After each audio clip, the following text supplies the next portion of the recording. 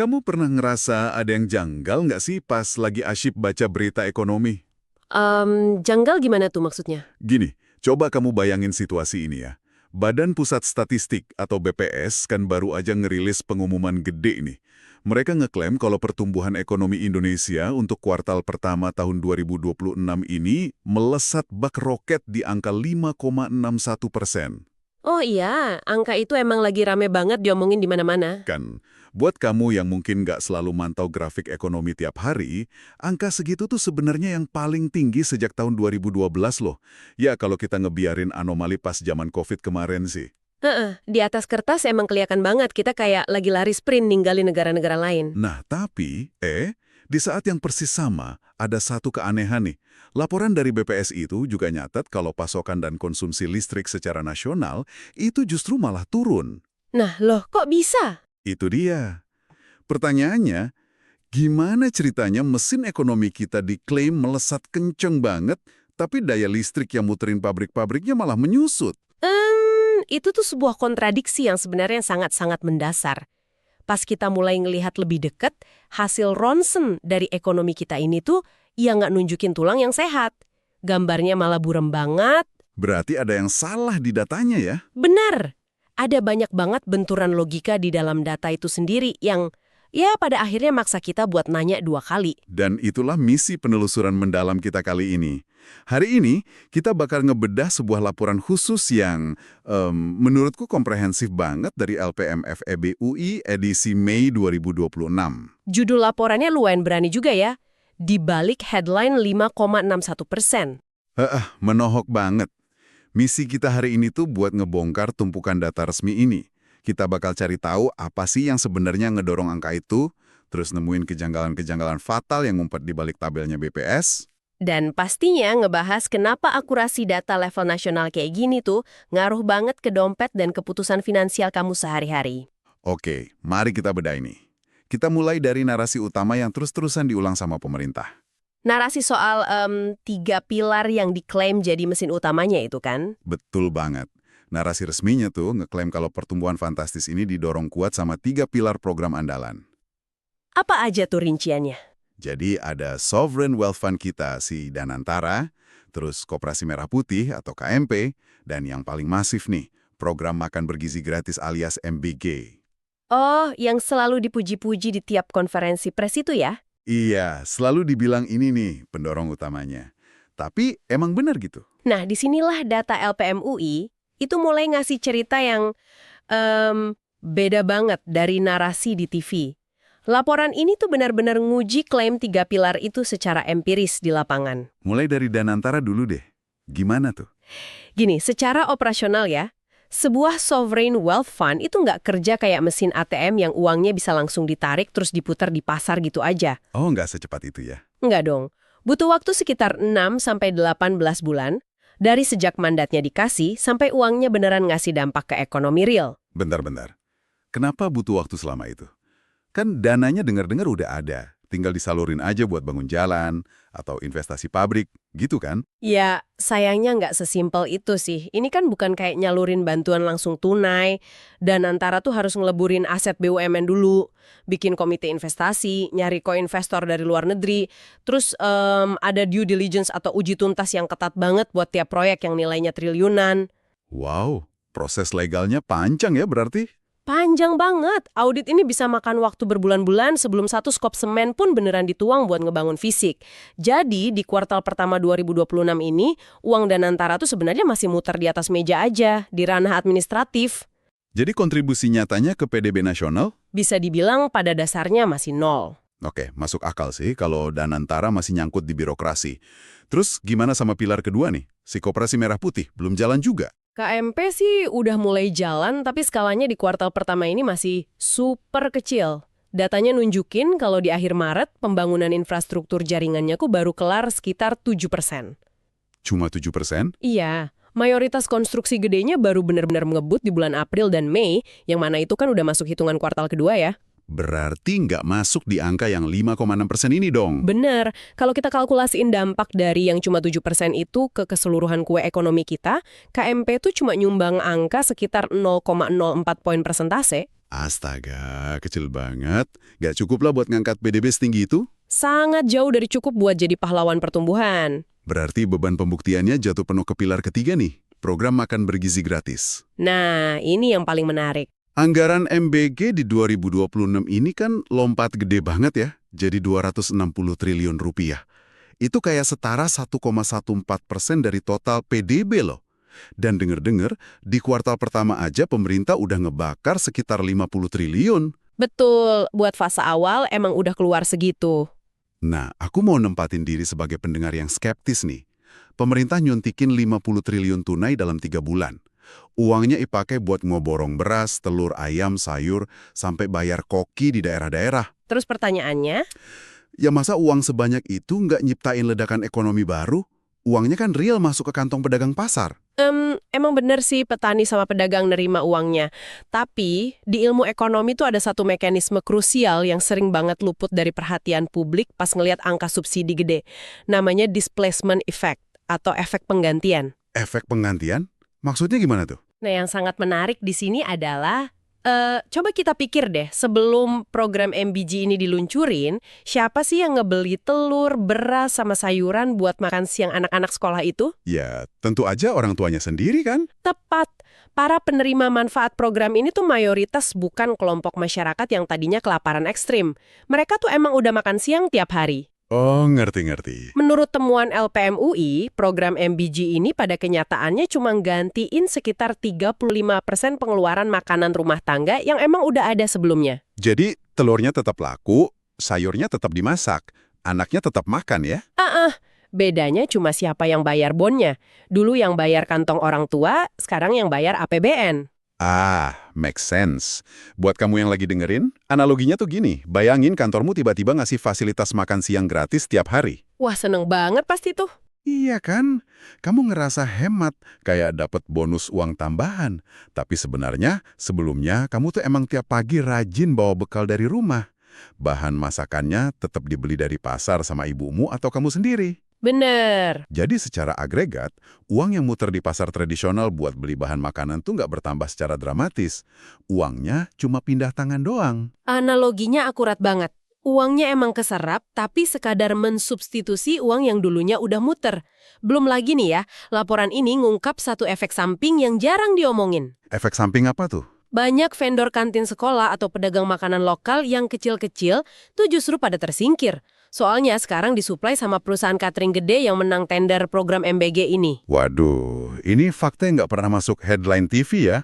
Pedagang kecil malah kehilangan omset gara-gara diganti catering raksasa. Ya, makanya multiplier efeknya atau efek ganda ke ekonomi bawah tuh nggak sefantastis nominal anggarannya. Kalau kita bersihin datanya dari efek penggantian tadi, kontribusi bersih MBG ini sebenarnya cuma sekitar 0,71 poin persentase setahun. Wah, jauh banget. Berarti kalau 3 pilar itu digabung, Danantara, KMP, sama MBG. Sumbangsinya cuma di kisaran 0,68 poin persentase. Gila, mengejutkan banget. Tapi tunggu-tunggu, kalau mesin andalan pemerintah cuma nyumbang dikit, terus apa dong yang bikin ekonomi kita meroket sampai 5,6% di awal tahun kemarin? Jawabannya jauh lebih sederhana dan musiman. Musiman, maksudnya lebaran.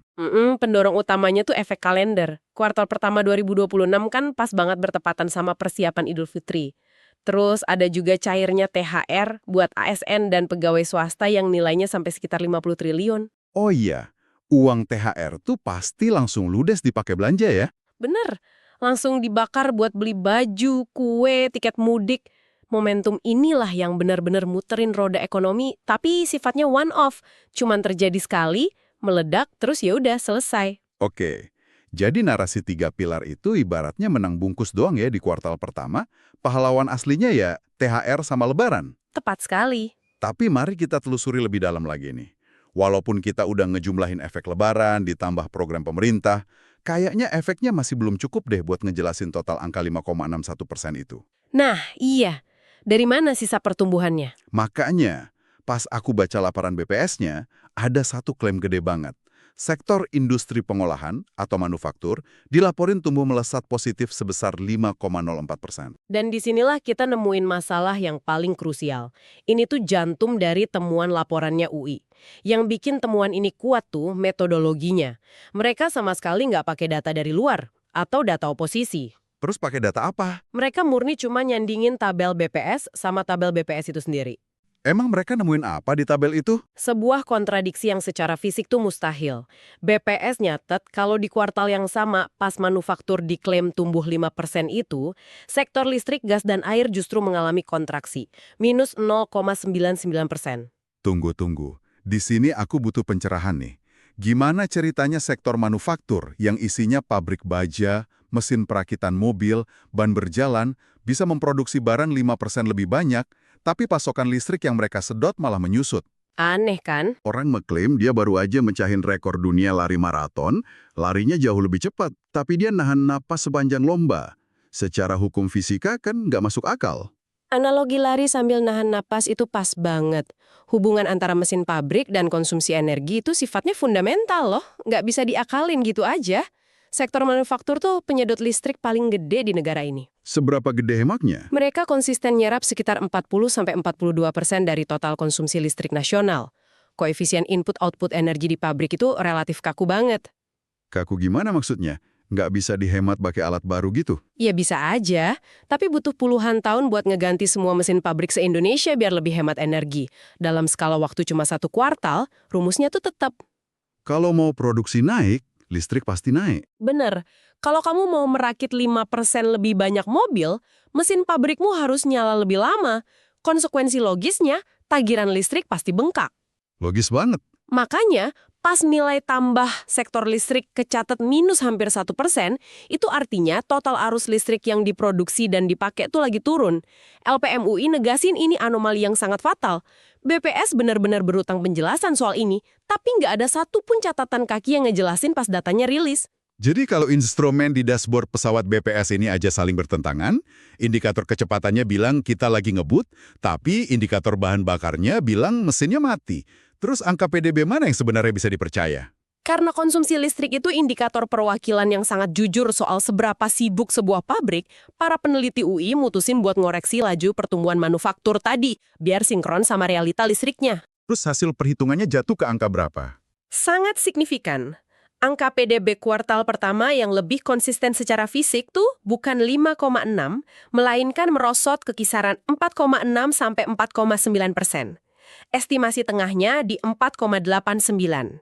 Gila, dari 5,6 ke 4,8, itu bukan cuma beda koma doang loh. Dalam skala negara ratusan juta penduduk, itu selisih triliunan rupiah yang hilang. Benar banget. Dan angka 4,8 ini sebenarnya jauh lebih masuk akal kalau ngelihat tren jangka panjang kita. Laporan ini juga nyorotin pakai satu konsep teknis buat ngebuktiin ini. Namanya Trend Cycle Decomposition pakai filter Hodrick-Prescott. Waduh, bentar. Filter Hodrick-Prescott. Kamu mulai pakai bahasa alien nih. Tolong translasiin ke bahasa manusia dong buat pendengar kita. Haha, maaf, agak kebawa bahasa akademis. Bahasa simpelnya gini, ekonomi kan selalu naik turun dalam jangka pendek ya. Kadang ada panen raya, kadang lebaran. Nah, kalau kita abaikan semua riak-riak musiman sesaat itu, terus kita pakai rumus matematika buat narik satu garis lurus tren jangka panjang dari tahun ke tahun, grafik ekonomi struktural Indonesia itu sebenarnya lagi nggak nanjak. Loh, malah turun. Iya, sejak puncaknya di periode 2022-2023 kemarin, tren struktural kita tuh perlahan-lahan lagi menukik ke bawah. Jadi angka 4,8 itu jujur nyerminin pelemahan tersebut. Terus klaim 5,6 tadi? Itu seolah-olah nyoba ngelawan gravitasi secara tiba-tiba tanpa ada angin pendorong yang jelas. Luar biasa. Jadi pabrik angkanya digelembungin. Tapi pas aku baca lagi laporannya, masalahnya ternyata nggak berhenti di pabrik loh. Oh iya, ada satu lagi kan? Bener. Ada satu komponen lagi di data BPS yang ikutan moles angka 5,6 ini secara, ya bisa ku bilang, sangat nggak wajar. Ini kaitannya sama inventory. Nah, ini juga aneh banget datanya. Buat kamu yang punya bisnis toko kelontong atau jualan online, pasti paham lah kalau inventory itu stok barang di gudang. Nah, di data nasional kita, nilai inventory ini tiba-tiba loncat yang bikin geleng-geleng kepala. Loncat berapa tuh rinciannya? Dari cuma 4,2 triliun di akhir 2025, tiba-tiba terbang jadi 104 triliun di kuartal pertama 2026. Itu lompatan 25 kali lipat dalam 3 bulan. Ini gimana ceritanya? Nah, jika kita hubungkan ini dengan gambaran dunia usaha yang nyata, Pelaku bisnis tuh nggak kerja kayak gitu. Nggak numpuk barang maksudnya. Iya, coba dipikir deh. Ada nggak sih industri waras yang tiba-tiba iseng produksi barang terus ditumpuk di gudang 25 kali lipat lebih banyak? Nahan modal triliunan, padahal nggak ada lonjakan permintaan yang gila-gilaan. Ya nggak ada lah bangkrut entar. Tentu nggak ada. Jawabannya tuh sebenarnya ada di sistem akuntansi nasional. Di perhitungan PDB, ada namanya neraca supply and use table atau SUT. Oke, istilah akuntansi lagi nih. SUT ini prakteknya gimana? Bayangin pemerintah lagi bikin pembukuan negara. Aturannya tegas, total nilai barang yang diproduksi atau supply itu harus sama persis jumlahnya sama total barang yang dikonsumsi atau use. Sampai ke angka terakhirnya harus imbang. Berarti neracanya harus balance ya? Tapi kan pas ngumpulin data dari jutaan toko dan pabrik, angkanya sering meleset, ada selisih. Nah, daripada ngelakuin penelusuran ulang yang makan waktu dan biaya gede, dalam praktek statistik tuh selisih puluhan triliun ini seringkali disapu aja ke bawah karpet. Disapu kemana tuh? Dimasukin ke keranjang yang namanya inventory tadi. Jadi lonjakan 100 triliun ini hampir dipastikan cuma residu, sisa penyesuaian matematika di Excel biar bukunya imbang, bukan barang beneran di gudang. Ya ampun, jadi sebagian dari kebanggaan angka 5,6 itu sebenarnya disumbang sama tumpukan barang ghosting yang cuma ada di atas kertas. Gila sih. Kenyataannya begitu. Selain inventory fiktif ini, aku juga notice soal belanja negara nih. Konsumsi pemerintah kecatat tumbuh 21%. Kedengarannya kan bagus ya, pemerintah agresif ngedorong ekonomi. Kelihatannya sih gitu. Tapi analoginya gini, ini tuh persis kayak kamu ngehabisin seluruh gaji bulananmu di minggu pertama gajian. Kamu traktir teman, makan di restoran mahal, ganti HP. Kelihatan kaya raya ya di minggu pertama. Nah iya, teman-teman ngira ekonomimu lagi pesat. Tapi kan gajimu nominalnya segitu-gitu aja. Ujung-ujungnya minggu kedua sampai keempat, kamu harus rela makan mie instan campur nasi biar bisa bertahan hidup. Bukannya pemerintah lagi ngelakuin hal yang persis sama. Analogi gaji tuh brilian banget. APBN 2026 kita kan pagunya udah diketok palu sama DPR. Batas atasnya udah fix. Kalau pemerintah jor-joran belanja di kuartal pertama demi ngebagusin angka awal tahun, padahal jatah uangnya nggak ditambah. Mereka harus ngerem tajam di sisa tahun dong. Pasti, hukum matematika maksa mereka buat ngerem di kuartal kedua sampai keempat. Pertumbuhan tinggi ini tuh nggak diciptain, tapi cuma dipinjam paksa dari masa depan. Tim UI ngestimasi perlambatan belanja nanti bakal ngebebani PDB sampai minus 0,5 poin persentase di sisa tahun. Gali lubang, tutup lubang secara statistik ya. Oke, mari kita rangkum posisinya. Angka aslinya di kisaran 4,8. Uang pemerintah udah mau habis. Nah, dengan posisi rapuh begini, ke depannya gimana? Laporan ini nyorotin dua awan badai raksasa yang lagi ngedeket. Pertama dari alam, yaitu El Nino. Kekeringan itu ya, prediksinya memuncak di kuartal ketiga dan keempat kan? Bener. Dan buat kita, El Nino tuh bukan sekedar cuaca gerah. Ini ancaman berantai. Kekeringan panjang bikin panen padi berisiko gagal. Kita harus impor beras mahal, terus kelapa sawit menghasil CPO, ekspor andalan kita, produksinya bakal tertekan parah. Itu pasti ngefek ke harga sembako juga kan pastinya. Cepat banget ngefeknya. Pasokan jabung sama kedelai ancur. Padahal itu bahan pakan ternak. Kalau pakan langka, peternak naikin harga. Ujung-ujungnya harga daging ayam sama telur di pasar meroket. Nyekik daya beli masyarakat bawah. Laporannya ngitung ini bisa motong PDB minus 0,2 sampai 0,5 poin. Ngeri juga ya. Itu baru dari alam loh. Badai keduanya geopolitik kan. Transmisi krisis perang Iran. Nah, ini lebih menakutkan lagi angkanya. Laporannya nyatet, harga minyak dunia udah melesat $40 per barrel, lebih tinggi dari asumsi APBN. Kok bisa kenaikan $40 ini dibilang mematikan buat fiskal kita? Karena Indonesia itu net importer minyak, kita beli minyak dari luar lebih banyak dari yang kita produksi. Mekanismenya gini, tiap harga minyak dunia naik $1 aja, beban subsidi energi buat nahan harga BBM di pom bensin biar nggak naik, otomatis bengkak 10,3 triliun rupiah. 10 triliun per $1. Dikali 40? Iya, ratusan triliun ekstra. Dari mana pemerintah mau nyari uangnya pas APBN udah cekak? Wah ini maju kena mundur kena sih. Terus pasti investor asing juga pada ngerem investasi kan kalau lagi perang dan nggak pasti gini. Betul, modal kabur ke emas atau dolar AS, rupiah makin kecekik. Makanya, kalau semua koreksi awal tahun digabungin sama ancaman El Nino dan harga minyak, UIM proyeksiin pertumbuhan ekonomi setahun penuh 2026 tuh bakal landing di 4,0 sampai 4,5%. Estimasi tengahnya 4,67% ya tadi. Iya, 4,67. Berasa disiram air dingin banget habis pesta pora denger 5,6%. Tapi kalau kita objektif nih, apakah 4,67% itu sebenarnya sebuah kegagalan? Sama sekali enggak loh. Ini yang sering banget salah dipahami. Kalau kita copot kacamata ego nasional, terus ngelihat situasi global yang lagi porak-poranda, angka segitu tuh pencapaian luar biasa. Oh ya, rata-rata global emang berapa? IMF memproyeksiin global cuma tumbuh 3,1%. Negara maju malah cuma 1,8. Jadi kalau kita bisa dapat 4,7 sambil nangkis El Nino dan krisis minyak, itu kinerja yang sangat patut dihormati. Nah, ini justru bawa kita ke satu paradoks yang bikin mikir keras. Kalau angka 4,7 yang jujur itu aja udah bikin kita kelihatan bersinar. Terus kenapa? Kenapa apanya? Kenapa harus repot-repot moles data? Kenapa ngebiarin data listrik sama manufaktur yang tabrakan itu tayang ke publik? Cuma demi maksa headline 5,6%. Dan ini masuk ke bagian terakhir obrolan kita, harga dari manipulasi statistik. Ini inti dari pentingnya data. Statistik negara itu bukan pamflet promosi.